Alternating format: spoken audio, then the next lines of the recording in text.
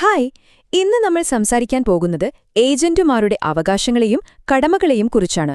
കേൾക്കുമ്പോൾ വളരെ നിയമപരമായ ഒരു വിഷയമായി തോന്നാമെങ്കിലും നമ്മുടെയെല്ലാം ജീവിതത്തിൽ എപ്പോഴെങ്കിലും പ്രസക്തമാകുന്ന ഒന്നാണിത്. ഒന്ന് ആലോചിച്ചു നോക്കൂ. നിങ്ങൾ ഒരു ഫ്രീലാൻസറെ ഒരു ജോലി ഏൽപ്പിക്കുന്നു, അല്ലെങ്കിൽ ഒരു വീട് വാങ്ങാനോ വിൽക്കാനോ ഒരു റിയൽറ്ററെ സമീപിക്കുന്നു. ഈ സാഹചര്യങ്ങളിലൊക്കെ നമ്മൾ അറിയാതെ ഒരു പ്രിൻസിപ്പൽ ഏജന്റ് ബന്ധമുണ്ടാകുന്നുണ്ട്. ഇതിലെ നിയമവശങ്ങൾ അറിയാത്തത് ചിലപ്പോൾ നമുക്ക് വലിയ തലവേദനകൾ ഉണ്ടാക്കിയേക്കാം. അതുകൊണ്ട് തന്നെ ഈ വിഷയം നമ്മളെല്ലാവരും അറിഞ്ഞിരിക്കേണ്ടത് വളരെ അത്യാവശ്യമാണ്. അപ്പോൾ നമ്മൾ എങ്ങനെയാണ് മുന്നോട്ട് പോകുന്നതെന്ന് നോക്കാം. ആദ്യം എന്താണ് ഈ ബന്ധമെന്ന് സിമ്പിളായിട്ട് മനസ്സിലാക്കാം. പിന്നെ ഒരു ഏജന്റിന്റെ അവകാശങ്ങൾ എന്തൊക്കെയാണെന്ന് നോക്കും. അത് കഴിഞ്ഞാൽ നേരെ കടമകളിലേക്ക് വിശ്വസ്തതയുടെ പ്രാധാന്യം ചർച്ച ചെയ്ത് അവസാനം ഒരു നിഗമനത്തിലെത്താം. ശരി, അപ്പോൾ നമുക്ക് ആദ്യം തന്നെ തുടങ്ങാം. എന്താണ് ഈ ബന്ധത്തിന്റെ ഒരു കാതല്? ആരാണ് ഈ പറയുന്ന പ്രിൻസിപ്പൽ? ആരാണ് ഏജന്റ്? വളരെ സിമ്പിളായിട്ട് പറഞ്ഞാൽ, നിങ്ങൾ നിങ്ങളുടെ വീടിന്റെ ഇന്റീരിയർ ഡിസൈൻ ചെയ്യാൻ ഒരാളെ ഏൽപ്പിക്കുന്നു എന്ന് വെക്കുക. ഇവിടെ നിങ്ങൾ പ്രിൻസിപ്പലും ആ ഡിസൈനർ നിങ്ങളുടെ ഏജന്റുമാണ്. നിങ്ങൾക്ക് വേണ്ടി സാധനങ്ങൾ വാങ്ങാനും കോൺട്രാക്ടർമാരോട് സംസാരിക്കാനുമൊക്കെ നിങ്ങൾ അവർക്ക് അധികാരം കൊടുക്കുന്നു. ചുരുക്കത്തിൽ, നിങ്ങളുടെ താൽപ്പര്യം സംരക്ഷിക്കാൻ നിങ്ങൾ ഒരാളെ നിയമപരമായി ചുമതലപ്പെടുത്തുന്നു. അതാണ് ഈ ബന്ധത്തിന്റെ അടിസ്ഥാനം. അപ്പോ നമുക്കിനി ഈ ബന്ധത്തിന്റെ ഒരു വശം നോക്കാം. അതായത്, ഒരു ഏജന്റിന് നിയമപരമായി എന്തൊക്കെ അവകാശങ്ങളാണുള്ളത്? നമ്മൾ പ്രധാനമായും 4 അവകാശങ്ങളെക്കുറിച്ചാണ് സംസാരിക്കാൻ പോകുന്നത്.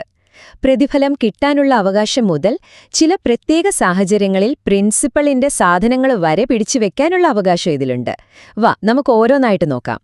തീർച്ചയായും ഏതൊരു ഏജന്റും ജോലി ചെയ്യുന്നതെന്തിനാ? പ്രതിഫലത്തിനു വേണ്ടിയാണ്, അല്ലേ? ഏൽപ്പിച്ച ജോലി കൃത്യമായി പൂർത്തിയാക്കിയാൽ അതിന് സമ്മതിച്ച പ്രതിഫലം അല്ലെങ്കിൽ കമ്മീഷൻ അത് ലഭിക്കാൻ ഏജന്റിന് പൂർണ്ണ അവകാശമുണ്ട്. പക്ഷേ ഇവിടെ വളരെ പ്രധാനപ്പെട്ട ഒരു കാര്യമുണ്ട്. പക്ഷേ ഇവിടെയാണ് ട്വിസ്റ്റ്. കണ്ടില്ലേ, ഈ പ്രതിഫലം കിട്ടാനുള്ള അവകാശം അങ്ങനെയാണ് കണ്ണുമടച്ച് കിട്ടുന്ന ഒന്നല്ല.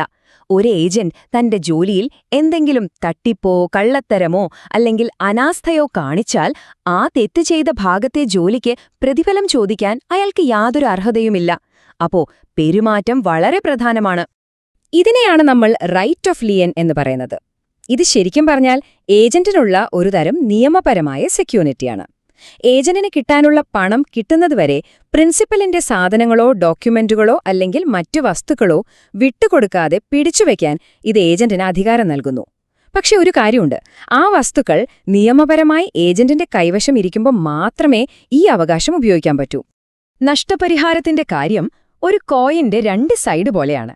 പ്രിൻസിപ്പലിന്റെ നിർദ്ദേശമനുസരിച്ച് നിയമപരമായി പ്രവർത്തിക്കുമ്പോൾ ഏജന്റിന് എന്തെങ്കിലും സാമ്പത്തിക നഷ്ടം വന്നാൽ ആ നഷ്ടം നികത്തിക്കൊടുക്കാൻ പ്രിൻസിപ്പൽ ബാധ്യസ്ഥനാണ്. അത് ഏജന്റിന്റെ അവകാശമാണ്, പ്രിൻസിപ്പലിന്റെ കടമയും. അപ്പോ അവകാശങ്ങളെക്കുറിച്ച് നമ്മൾ സംസാരിച്ചു.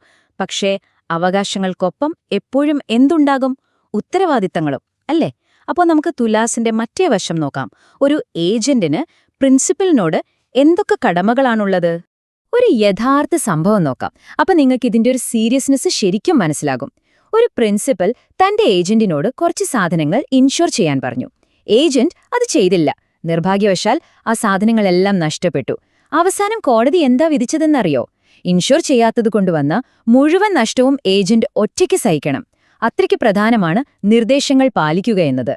ഇനി ഈ കേസ് ഒന്ന് നോക്കിക്കേ. ഇവിടെ ഏറ്റവും പ്രധാനപ്പെട്ട കാര്യം എന്താണെന്ന് വെച്ചാൽ, ഒരു ഏജന്റിന്റെ കടമ വെറുതെ തെറ്റുകൾ ഒഴിവാക്കുക എന്നതല്ല, മറിച്ച് പ്രിൻസിപ്പലിന് ഏറ്റവും നല്ലത് എന്താണോ അത് ഉറപ്പുവരുത്തുക എന്നതാണ്.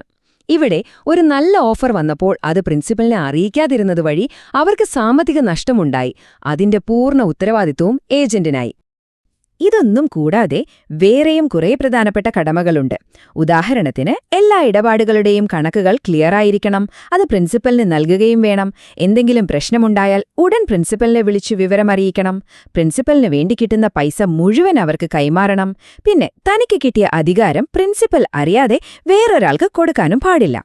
ഇനി നമ്മൾ സംസാരിക്കാൻ പോകുന്നത് ഈ ബന്ധത്തിന്റെ ഏറ്റവും പ്രധാനപ്പെട്ട കാര്യത്തെക്കുറിച്ചാണ്, അതിന്റെ അടിത്തറയെക്കുറിച്ച്, വിശ്വസ്തതയെക്കുറിച്ച്.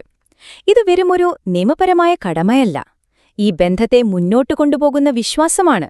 ഒരു ഏജന്റ് ഒരിക്കലും ഒരു കാരണവശാലും ചെയ്യാൻ പാടില്ലാത്ത ചില കാര്യങ്ങളുണ്ട്. അവ ഈ ബന്ധത്തിന്റെ വിശ്വാസ്യതയെ മൊത്തത്തിൽ തകർക്കും. എന്തൊക്കെയാണവ? ഒന്ന് ചിന്തിച്ചു നോക്കൂ. നിങ്ങളൊരു വീട് വാങ്ങാനായിട്ട് ഒരാളെ ഏൽപ്പിക്കുന്നു. അത് അയാളുടെ വീടാണെന്ന് നിങ്ങളോട് പറയാതെ അയാളുടെ സ്വന്തം വീട് തന്നെ നിങ്ങൾക്ക് വിൽക്കാൻ ശ്രമിച്ചാലോ? അതാണ് കോൺഫ്ലിക്റ്റ് ഓഫ് ഇൻട്രസ്റ്റ്. പ്രിൻസിപ്പലിന്റെ പൂർണ്ണമായ അറിവും സമ്മതവുമില്ലാതെ ഇങ്ങനെ ചെയ്യുന്നത് നിയമവിരുദ്ധമാണ്. സിമ്പിളായി പറഞ്ഞാൽ, ഏജന്റിന് സമ്മതിച്ച കമ്മീഷൻ അല്ലാതെ ആ ഇടപാടിൽ നിന്ന് പ്രിൻസിപ്പൽ അറിയാതെ ഒരു രൂപ പോലും അധികമുണ്ടാക്കാൻ പാടില്ല. അഥവാ അങ്ങനെ എന്തെങ്കിലും ലാഭമുണ്ടാക്കിയാൽ അത് നിയമപരമായി ആരുടേതാണ്? പ്രിൻസിപ്പലിന്റേതാണ്. അത് മുഴുവൻ അവർക്ക് തിരികെ കൊടുക്കേണ്ടി വരും. രഹസ്യലാഭത്തിന് ഇതിലും നല്ലൊരുദാഹരണം വേറെയില്ല. കേട്ടോ, ഒരു ഏജന്റ് എന്തു ചെയ്തു?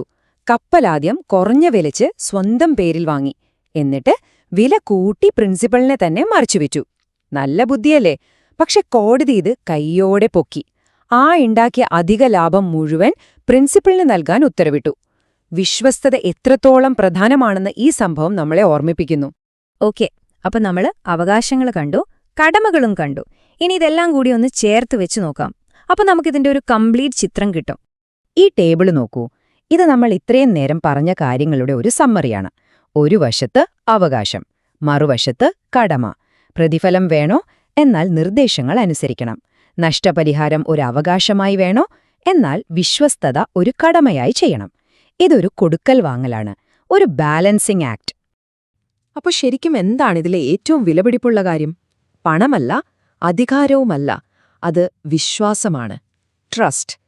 ഈ നിയമങ്ങളെല്ലാം ഉണ്ടാക്കിയിരിക്കുന്നത് തന്നെ ആ വിശ്വാസം സംരക്ഷിക്കാനാണ്. ഈ ഉദ്ധരണിയിലെല്ലാം അടങ്ങിയിട്ടുണ്ടല്ലേ? ഒരാളുടെ അവകാശം മറ്റൊരാളുടെ കടമയായി മാറുന്നു. ഈ ഒരു പരസ്പര ധാരണയിലാണ് ഏതൊരു പ്രിൻസിപ്പൽ ഏജന്റ് ബന്ധവും വിജയകരമായി മുന്നോട്ടു പോകുന്നത്. അപ്പോ പോകുന്നതിനു മുൻപൊരു ചോദ്യം. ഈ വിശ്വാസത്തിൽ കെട്ടിപ്പോക്കിയ ഈ ചട്ടക്കൂടിനെക്കുറിച്ച് നമ്മൾ സംസാരിച്ചു. നിങ്ങളുടെ ജീവിതത്തിൽ അത് ജോലിയുമായി ബന്ധപ്പെട്ടതാകാം, അല്ലെങ്കിൽ വ്യക്തിപരമാകാം. ആരാണ് പ്രിൻസിപ്പൽ? ആരാണ് ഏജന്റ്? ആ ബന്ധങ്ങളിൽ വിശ്വാസം എത്രത്തോളമുണ്ട്? ഒന്ന് ആലോചിച്ചു നോക്കൂ. അടുത്ത തവണ കാണാം.